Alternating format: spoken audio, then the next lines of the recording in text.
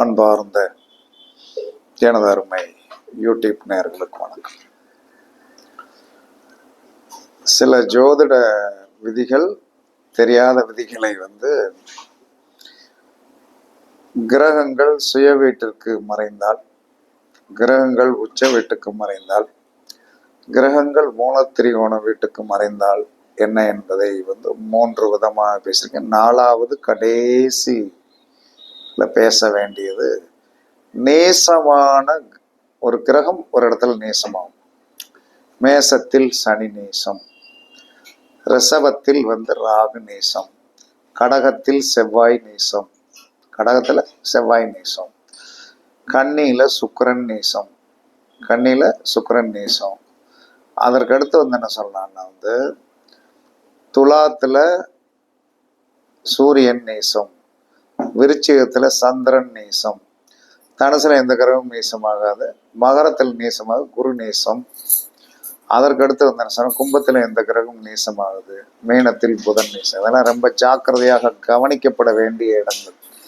7 கிரகங்கள் 7 இடத்துல நேசமாக, 7 கிரகங்கள் 7 இடத்தில் உச்சமாகும். மூலத்திரிகோணம் என்பது எல்லாருக்கும் உண்டு. அப்ப இந்த கிரகங்கள் நேசமாவது என்பது சாதாரணமான விஷயம் கிடையாது. நேசமாகி விட்டது என்று சொன்னால் அது என்ன, நேசம்னா நம்ம சாதாரணமா நேசம்தானே அப்படின்னு நினைப்போம். உச்சமான கிரகம் ஒரு கிரகம் உச்சமாயிருச்சுன்னா என்ன செய்வான்னு தெரியுமா, சமாதானமா இருப்போம், ஹாப்பினஸ்ஸா இருப்போம். நமக்கு தான் இருக்குல்ல, சோறு இருக்கு, குழம்பு இருக்கு, எப்ப வேணாலும் போய் சாப்பிடலாம் அப்படி. ஆனால் நீச்சமான கிரகத்தோடைய வெறித்தன்மை யாருக்குமே வராது. நேசமாயிருச்சு அப்படின்னா அந்த கிரகத்தால் அவன் பெரிய சாதனை அடைவான் என்பது பின்வழி. ஒரு கிரகம் நேசமா, சூரியன் நேசமா, அவன் கண்டிப்பாக வாழ்க்கையில் கொடியேட்டி பறந்துருவான். அவனுக்கு அந்த வெறி இருக்கும், நம்மளும் சமூகத்தில் அந்தஸ்து வரும் என்று. செவ்வாய் ஒரு ஜாதகத்தில் நேசம் ஆயிடுச்சா, அவன் வெறி கொண்ட மிருக மாதிரி தான் இருப்பான். உச்சமானவனும் பாருங்க, நம்மளை யாருடா அடிக்க முடியும், நம்மளை எவனும் தொட முடியாதுன்றான். நேசமானவன்ட்டு போய் நீங்க மோதி பாருங்க, செவ்வாய் நேசமானவன்ட்டு போய் மோதி பாருங்க. நீங்கள் கண்டிப்பாக என்ன சொன்னா, பலவானை ஜெயிப்பது கஷ்டம், பலவானை ஜெயிப்பது ஈஸி, பலவீனமானவனை ஜெயிப்பதை கஷ்டம். ஏன்னா இதற்கு ஒரு உதாரணம், ஈரான் பலவீனமானவன், பலமான அமெரிக்காவும் இஸ்ரேலும் போய் அடித்து விட்டு படுகின்ற பாடை இப்ப கண்ணார நம்ம பார்க்கமா.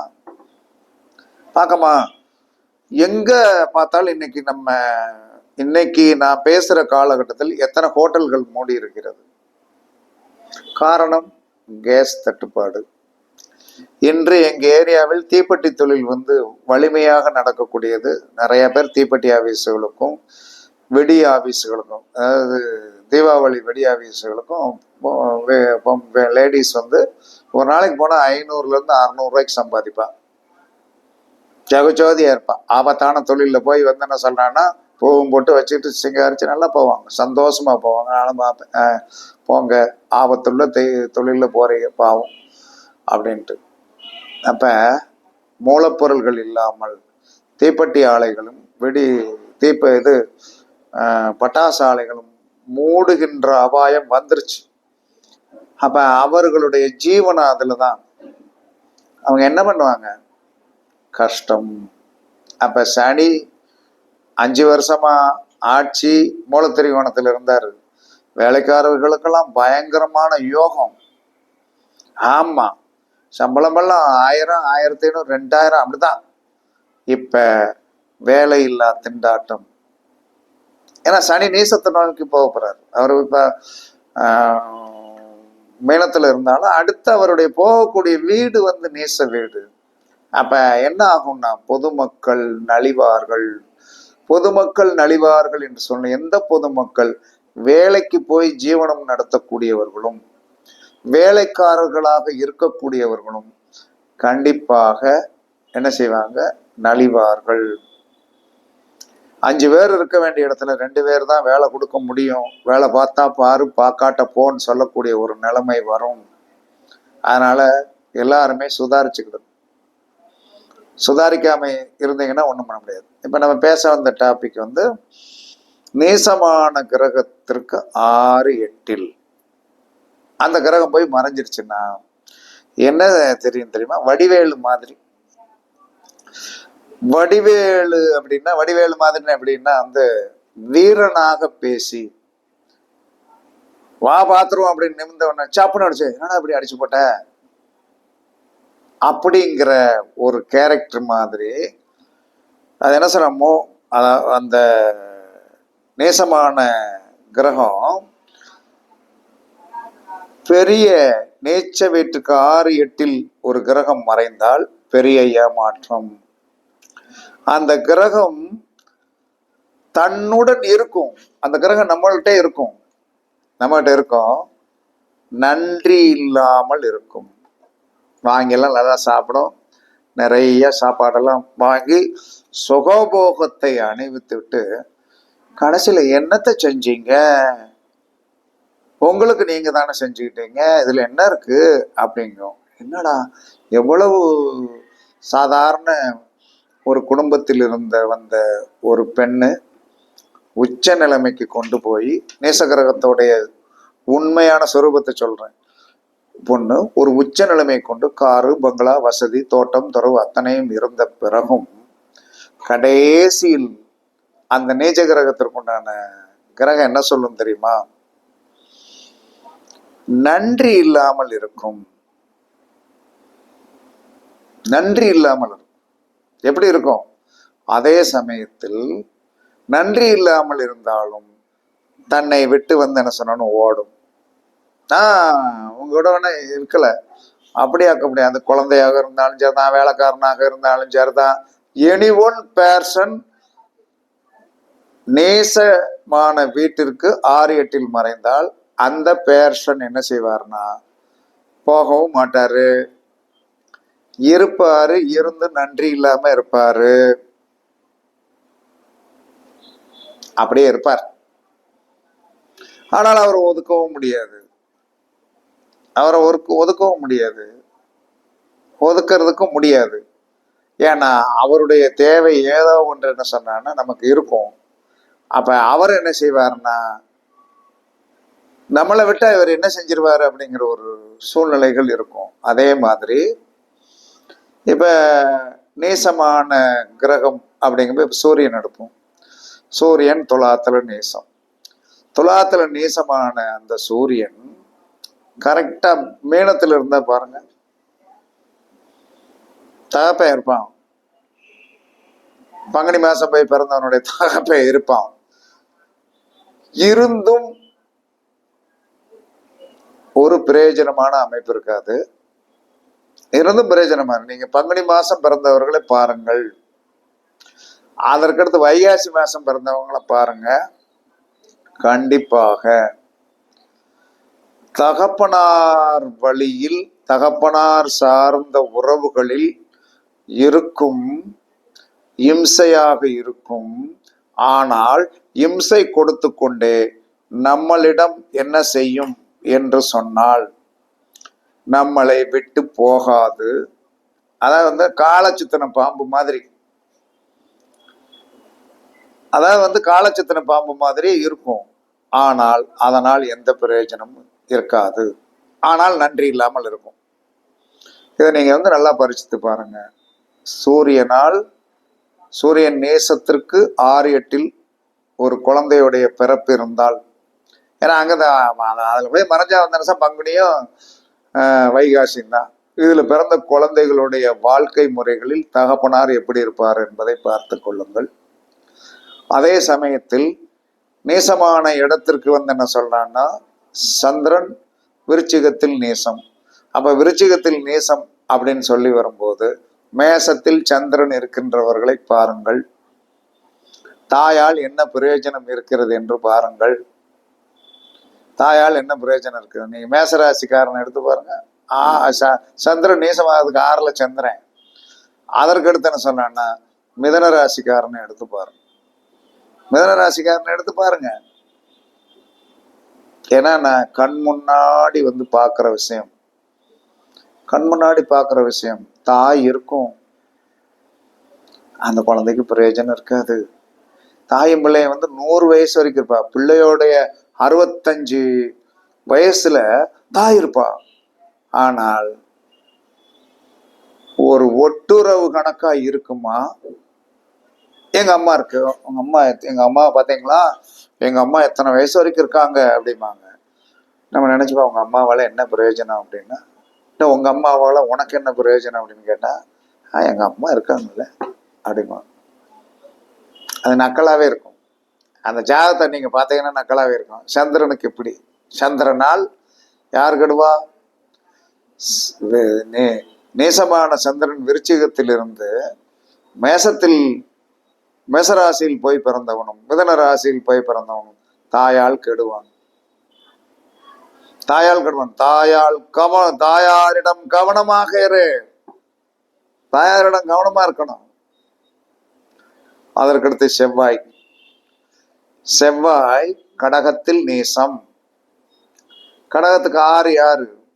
கடகத்துக்கு 6 அப்படின்னு சொல்லி வரும்போது கரெக்டா வந்து என்ன சொன்னா வந்து தனுசு. கடகம், சிம்மம், கன்னி, துலாம், விருச்சிகம், தனுசு. தனுசில் செவ்வாய் இருக்கிறவன பாரு. தனுசில் செவ்வாய் இருக்கிற பாரு பார்த்தீங்கன்னா இளைய சகோதரம் இருக்கும், பிரயோஜனம் இருக்காது. பிரயோஜனம் இருக்காது. அதற்கடுத்து என்ன கும்பத்தில் செவ்வாய். கும்பத்தில் செவ்வாய் பாருங்க, நீங்க பரிசித்து பார்க்கணும். நாங்களாம் அனுபவத்தினால சொல்றோம், நீங்க பரிசித்து பாருங்க. கண்டிப்பாக ஒரு, அதாவது வந்து அந்த பொருள் நம்மகிட்ட இருக்குது. எல்லாரும் நினைப்பாங்க உங்களுக்கு என்னையா எல்லாரும் ஒண்ணு போல நல்லா அழகா இருக்குன்னா, ஆனால் கடைசியில் என்ன சொன்னா, ஒருவருக்கொருவர் நன்றி இல்லாமல் இருப்பார்கள். நன்றி இல்லாமல், ஒரு விசுவாசம் இல்லாமல் இருந்துட்டு திரும்ப வந்து என்ன சொன்னா, சூழ்நிலையை சந்திரத்துக்கு உள்ள வந்து என்ன சொன்னா, நாங்க எல்லாரும் ஒண்ணு அப்படின்னு சொல்லி வந்து சேர்ந்துக்கிடுவாங்க. ஆனால் அவர்களுக்கே எரிச்சலா இருக்கும், இவங்க என்னடா எப்படி இருக்காங்க. அதற்கடுத்து புதன். புதன் நேசமான இடம் வந்து என்ன சொன்னா எங்க மீனம். சிம்மத்தில் புதன் இருக்கிறவனை பாருங்க, அவன் கற்ற கல்வி அவனுக்கு பயன்படாது. அந்த தக்க சமயத்தில் வந்து செயல்பாட்டுக்கு வராது. துலாத்தில் புதன் இருக்கிறவனை பாருங்க, மாமன் இருப்பார். நான் இல்லைன்னா நீ தான், உனக்கு நான் தான் தாய் மாமன் அப்படின்பாரு. ஆனால் அந்த தாய் மாமனால் இம்சையும் உண்டு, பிரச்சனையும் உண்டு. கவனத்தில் எடுத்துக்கொள்ளுங்கள். அதற்கடுத்து சனி நேசம். மேசத்துல நேசம். மேசத்திலிருந்து ஆறாம் வீட்டுக்கு, 6ஆம் வீடு எடுங்க. மேசத்துல இருந்து 6ஆம் வீடு வந்து என்ன சொல்லலாம்னா கன்னியில் சனி.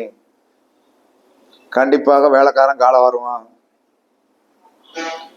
அதற்கடுத்து என்ன சொல்லலாம்னா வந்து விருச்சிகத்தில் சனி.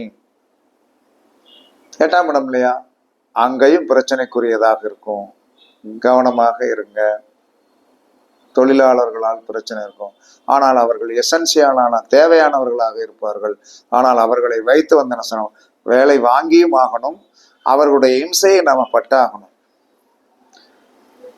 நேசமான ராகு. ராகு கேதுகள் நேசம் எங்க, அந்த நேசமாகிற இடத்திற்கு வந்து 6, 8ல வந்து என்ன சொல்றான்னா வந்து ரிஷபத்தில் ராகுவோ கேதுவோ இருந்தால் போராட்டம். அதற்கடுத்து என்ன சொல்றான்னா வந்து தனுசுல ராகுவோ கேதுவோ இருந்தால் போராட்டம் கண்டிப்பாக இருக்கும். அதுக்கடுத்து இதுல மிதனத்துல எதுவும் நேசமாகாது. செவ்வாய்க்கு சொல்லியாச்சு. அதற்கடுத்து குரு நேசமாகின்ற இடத்திற்கு 6, 8ல் குரு இருந்தால், செவ்வாய் நேசமாகின்ற இடத்திற்கு 6, 8ல் குரு இருந்தால் கண்டிப்பாக வந்து என்ன சொன்னா வந்து கரெக்டா வந்து என்ன சொன்னா மகரத்தில் நேசம். 6ஆம் இடம் எது? மிதனம். 8ஆம் இடம் என்பது சிம்மம். 8ஆம் இடம் என்பது சிம்மம். இந்த 2 இடத்தில் குரு இருக்கிறவங்களை பாருங்க, இவர்களுடைய குரு என்று சொல்லக்கூடிய குழந்தைகள் விஷயத்தில் நீங்கள் கவனமாக இருக்கணும். உங்களுக்கு எவன் குருவா வர்றானோ கண்டிப்பாக அவனுக்கு ஆப்பு வைக்கிறதுக்கு ரெடியாக இருப்பான். அதனால் இதை அனுபவப்பட்டிருக்கேன். எனக்கு வந்து நிமிஷம் குரு நேசமாகிற இடத்துக்கு 6 மிதனத்தில் வந்து குரு, எனக்கும் குருவுக்கும் வந்து என்ன சொன்னான்னா நல்லா இருந்தோம். கடைசியில் என்ன சொன்னா, குரு எனக்கும் ஆப்பு வைக்கிறதுக்கு ரெடி ஆகிட்டாரு. ஆப்பை வச்சுட்டாரு. ஒரு காலத்தில் வந்து ரெடியாகி ஆப்பெல்லாம் வச்சுட்டாரு. அதெல்லாம் சந்திச்சுதான் வந்து என்ன சொன்னான்னா நம்ம வந்து மேன்மைக்கு வந்தோம். இன்னும் இருக்காங்க அதெல்லாம் இருக்காங்க.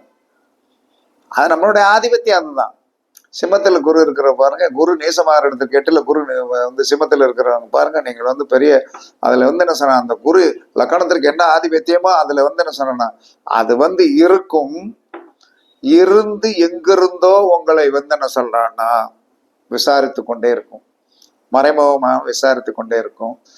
என்ன செய்யறாரு, ஏது செய்யறாரு, நல்லா இருக்காரா அப்படின்ட்டு மனதில் வஞ்சனையோடு தான் இருக்கும். இது காலத்துடைய நம்ம பிறப்புடைய கர்மாக்கள், போன பிறப்பில் நாம் பண்ணிய கர்மாக்களுடைய தோஷங்கள். இது கொஞ்சம் வந்து என்ன சொன்னா, இந்த வீடியோ வந்து அறிவுபூர்வமானது. பணம் சார்ந்த விஷயம் சார்ந்த இந்த வீடியோ கிடையாது. அதனால இதெல்லாம் நம்ம வந்து கவனத்தில் கொள்ள வேண்டும். நீச்சமான வீட்டிற்கு 6, 8ல் ஒரு கிரகம் மறைந்தால் பெரிய ஏமாற்றத்தை அந்த கிரகத்தால் நாம் சந்திக்க வேண்டும். அந்த கிரகம் நம்மளிடம் இருந்து நன்றி இல்லாமல் செயல்பட்டு கொண்டே இருக்கும் என்று சாஸ்திரம் சொல்லுகின்ற உண்மை. அனுபவ ரீதியாக நான் சொல்லுகிறேன். கண்டிப்பாக நம்ம முன்னோர்கள் சொன்னதை அத்தனையும் உண்மை என்று கூறி, நீங்களும் பரிச்சித்து பார்த்து கவனமாக இருந்து கொள்ளுங்கள் என்று கூறி உங்களிடமிருந்து விடைபெறுவது சிப்பிப்பாறை ஜோதிடரசு ஆதி ராகவன் ஜெயபாலாஜி. சுகமே சூழ்க, வாழ்க வளமுடன். வணக்கம்.